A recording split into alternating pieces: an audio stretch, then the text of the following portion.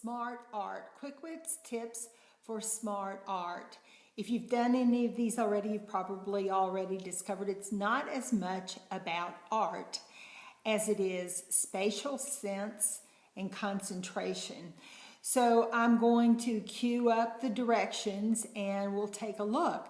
But what I'm going to do, and it's a little difficult to demonstrate as well, I'm going to show you what is meant to be done at this exercise.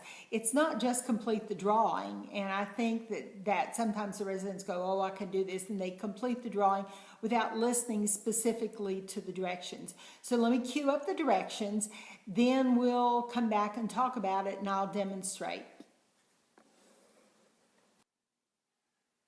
Is smart art. You will have 5 minutes to complete the drawing by utilizing the grid. Square by square, create a mirror image of the design to create a symmetric picture and discover your smart art.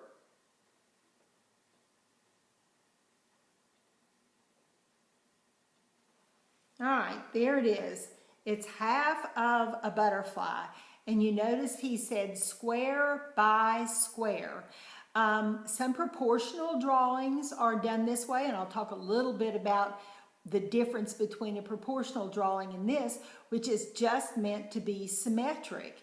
And what I'm going to ask you to do and then demonstrate is make sure that what you're not getting is somebody who just draws a line from here to here and then goes out here and tries to make part of the butterfly and then the other part of the butterfly and add 3 circles in. That's not what it was meant to be done.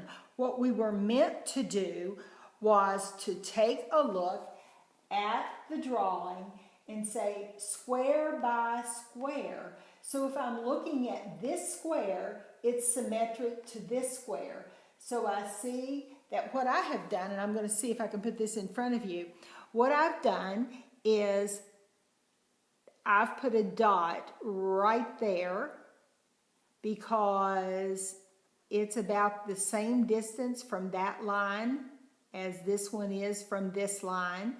A dot right here and a dot right here because it's the same distance. And what I want to do then is I'm going to get a new pen. Let's do the pencil.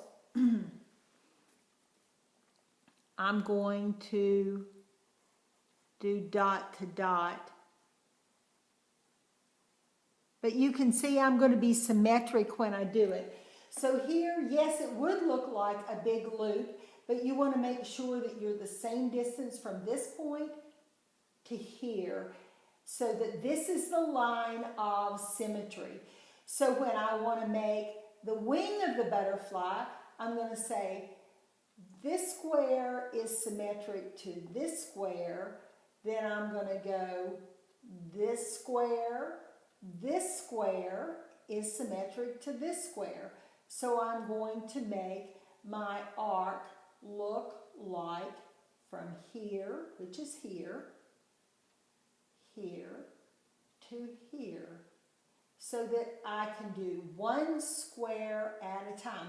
When I get to this circle from the line of symmetry, 1, 2 squares over from the line of symmetry, 1, 2 squares over, I'm going to put that circle right there.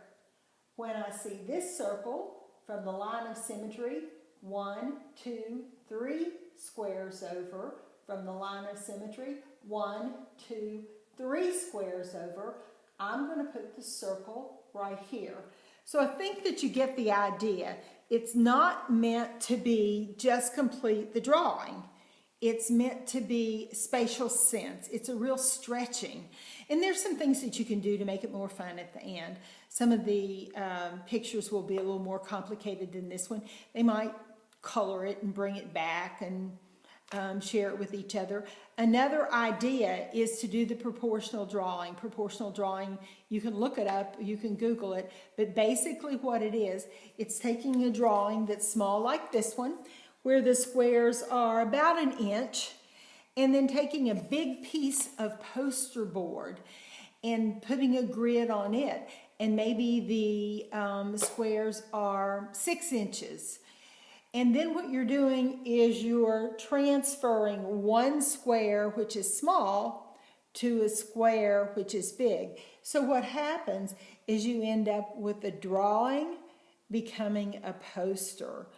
And it takes a little bit of mathematical skill, but it's kind of fun because you can have one person do one square. You can take a portrait, a sketching that's done in black and white, and transfer it from a very small portrait into something that's big and a lot of people have worked on. You can even cut it up into squares and say, here, this is your square, that's the only one you're doing. Come back and we're going to glue them all together and see what we've got. Lots of things you could do with proportional drawing. But the one thing that you want to do with smart art is make sure that they're not just completing it by sketching in the picture. That's not what you want. All right, that's our QuickWitz tips for smart art.